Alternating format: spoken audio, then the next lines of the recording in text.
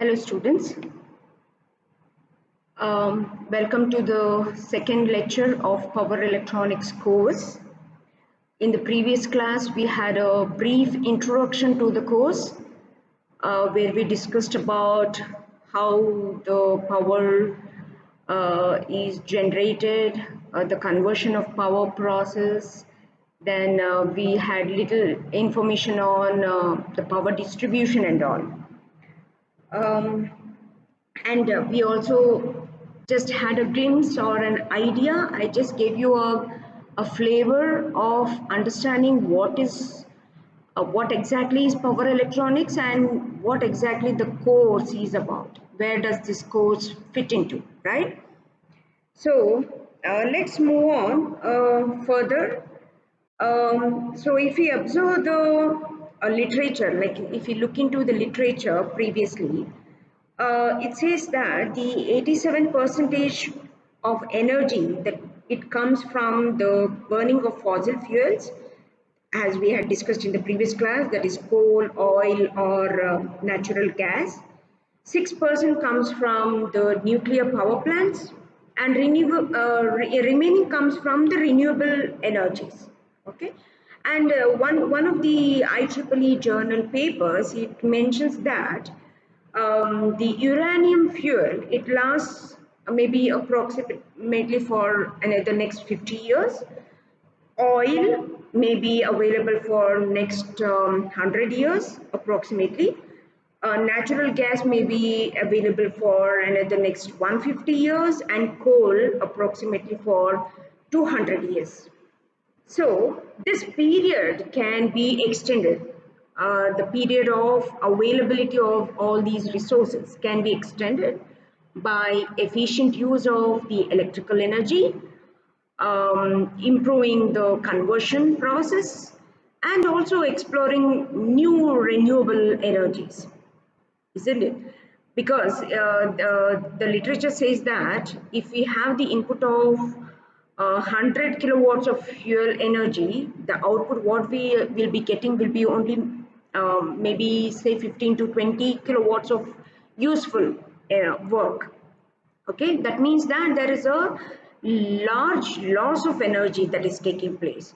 So to avoid that and to have efficient use of all these resources, we have to plan and work on efficient conversion usage of the energy for power utilization. Okay, so that is where exactly the power electronics come into picture. So if you see the most of the applications in power electronics, that is it is mainly motors. Any application, if you imagine electronics application, most of them have motors in them. The major motors are induction motors. Okay, so they consume lot of power. So for example, it can be a fan, it can be a pump, it can be a compressor. So it consumes more power. Even the lighting, it consumes good amount of power.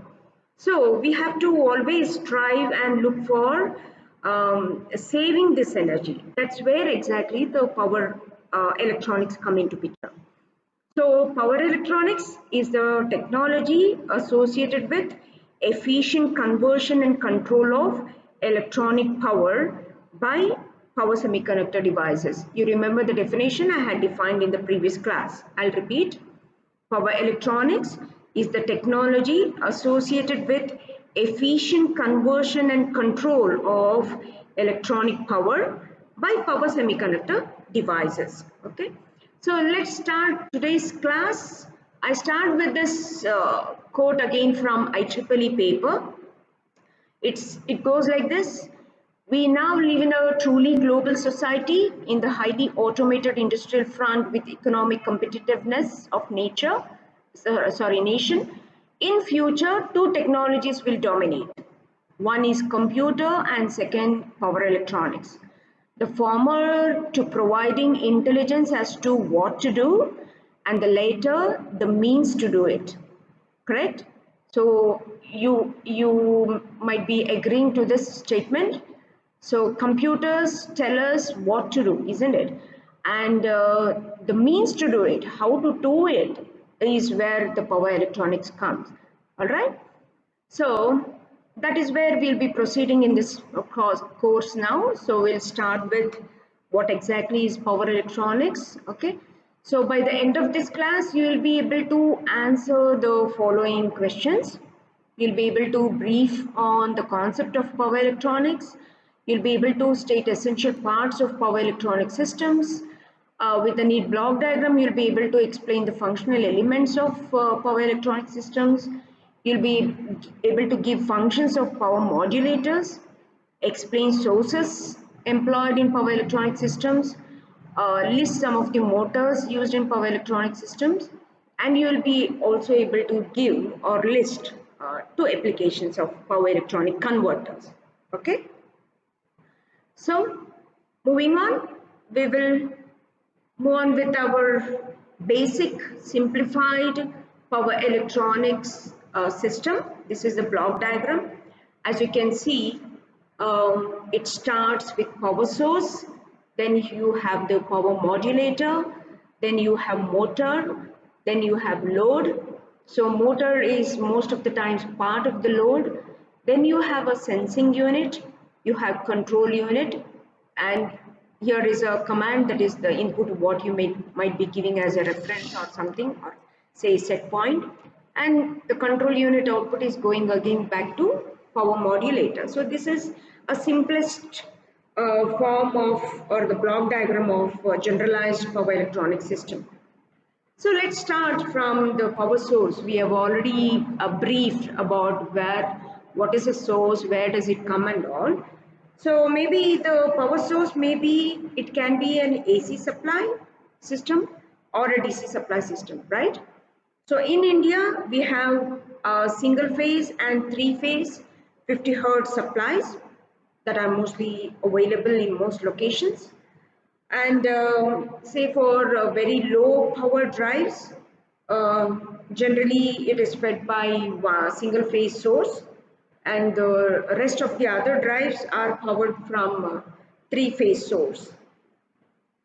Then low and medium power motors, they are fed from say 400 volts supply. Okay. Depending on the ratings of the motors. So there are different ratings of the motors again. The motors may come with 3.3 kilowatts, 6.6 volts, 11 kilovolts, and higher like that. There are different ratings for the motors. Okay. Say for example, in case of applications of aircraft or space applications, 400 hertz AC supply is generally used to achieve high power to weight ratio for motors. Okay, based on different applications, the types of motors also will be varying. All right, and some motors or some loads, in fact, they are powered from a battery. Okay, the battery voltage also can range from say 6 volts, 12 volts, 24 volts, 48 volts, or 110 volts DC. So again, different batteries with different capacity can be used to power the load. Okay.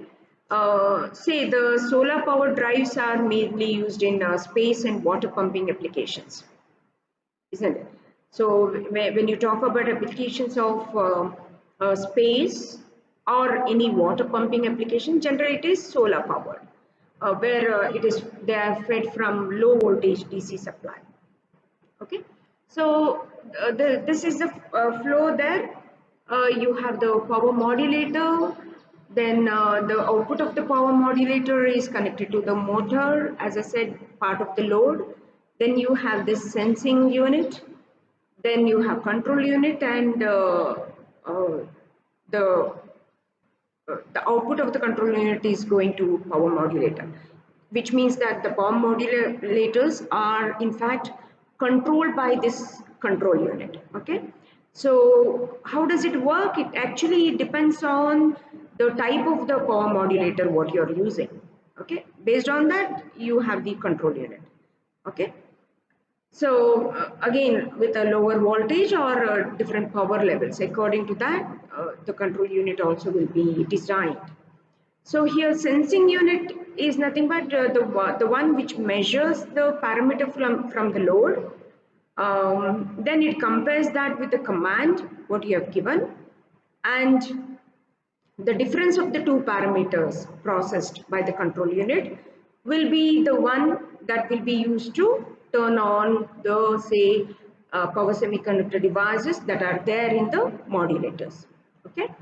So when I say the parameter that is measured in the load means, let me give an example. It can be the speed from a rotating machine. Okay. If your load is a rotating machine, then you are measuring your speed. That is the parameter what you're measuring. And if you're comparing with that of your set point, so this should be the speed of the motor or something like that, then the control unit will decide the action that has to take place. So appropriate signal or say appropriate voltage will be used to drive this power semiconductor device that is there in the power modulator. Say most of the times the power semiconductor device is used will be used as a switch. Okay. So the main part of this, if you're observing when I'm explaining this block diagram, it all moves around this power modulator, isn't it? So as I had mentioned earlier, the power electronics system, it is in between source and load. Okay, so this exactly forms the power electronics module. Okay, and this power modulator, what we have here is nothing but a power converter, or simply it is a converter. All right. So the functions of the power modulator, it is mainly, first one is it converts electrical energy of the source as per the requirement of the load. When I say that, it means if the load is a DC type, if the load is DC type, then the modulator output must be adjustable direct voltage. Okay, that's the meaning. Okay, or otherwise, example 2, if the load is a three-phase induction motor, if the load is three-phase induction motor, then the modulator may have adjustable voltage and frequency at its output terminal. So the output what you are getting should be adjustable voltage and frequency that should be matching with this three-phase induction motor. That's the meaning. That's the meaning when we say converts electrical energy of the source as per the requirement of the load. That's the function of the converter or the modulator. Okay. Second, it selects the mode of operation of the motor. Okay. So if the motor is, say, it is motoring or braking, okay, accordingly this has to select the mode of operation of the motor. Third function is it modulates the flow of power from the source to motor, okay, by imparting speed torque characteristics required by the load. Okay, according to the requirement of the load, accordingly the converter or the modulator modulates the flow of power from the source to motor. And it restricts source and motor currents within permissible values. So which means that in during transient operations, say for example it can be a starting of the machine or braking, or if there is any speed reversal, then there may be variations or fluctuations in the voltage, or there may be voltage dip. So that has to be restricted. Okay, so from source to the motor. So that is exactly done by this converter or the modulator. Okay, so those are the few functions of the converter which you should be familiar to understand further circuitry whatever we are discussing under power electronic course. Okay, so moving on, the common motors that are used in power electronics are, as you are familiar, you might be familiar with DC motors. You know about shunt type, series type, compound and permanent magnet type DC motors, or the motors can be induction motors, it can be squirrel cage, wound rotor or linear induction motors. It can be synchronous motors, where again it can be a wound field and a permanent magnet type, or it can be a brushless DC motor or stepper motors or switched reluctance motors. Okay, so as we have observed, everything revolves around these power semiconductor devices and the converters, in fact. So all converters are mainly made of these power semiconductor devices. So in other words to say, the advancement whatever we are observing in the years in power electronics, it is mainly due to the advancements in the semiconductor devices.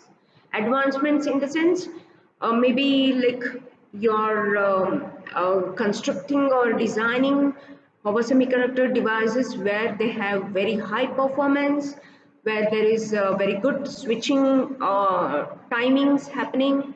So all these characteristics we'll be discussing as coming in the coming classes. So just I'm giving you a glimpse of the flow, okay? And as you might have understood by now, power semiconductor devices are the heart and soul of modern power electronic equipment.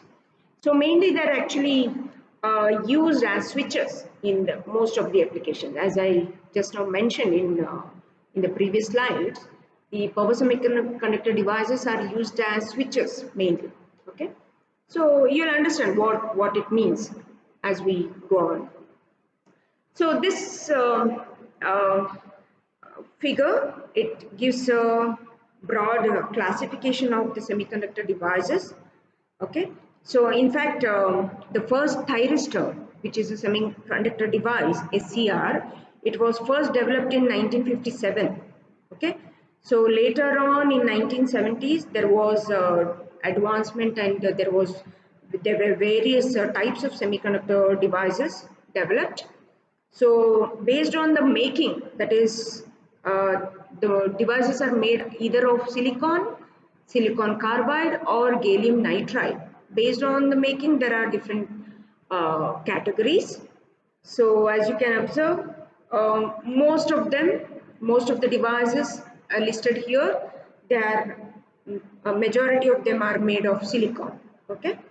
So based on this, uh, you can see the broad classification of devices can be power diodes, power transistors, and thyristors. Okay, so based on this silicon made, you have broad 5 types. You have power diodes, thyristors, and power bipolar junction transistors, that is BJTs, power metal oxide semiconductor field effect transistors, MOSFET. Sorry, there is a spelling mistake here. R is missing. Then insulated gate bipolar transistor IGBTs and static induction transistors. So this is just a broad classification and a glimpse of the classification.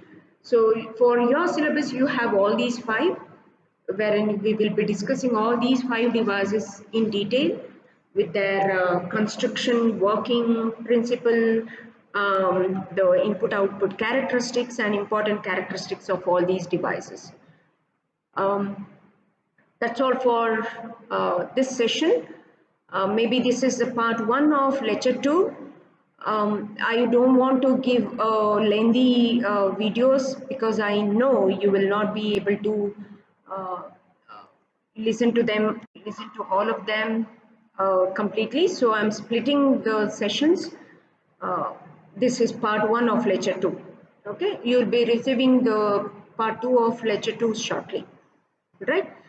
Please feel free to give your feedback. If you want me to slow down in my presentation, if you want more information, or if there is any problem in my uh, approach or the way I present, please feel free to give your feedback. If I'm if there is any mistake or any problem from my side, I'll welcome your suggestions and I will take it in a positive way to correct myself. Okay, so we'll stop here. See you in the next session.